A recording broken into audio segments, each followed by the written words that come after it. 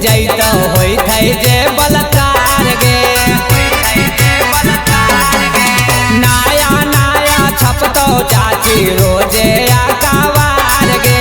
बेटियन के रुक जैत होई थे जे बलकार गे। गाई के राजू पांडे गीतिया तार गेलौ गे। गाई के राजू पांडे गीतिया तार गेलौ गे। और जेडी के ललटेनवा अब की बार गेलौ गे। लालू जी के ललटेनवा अब की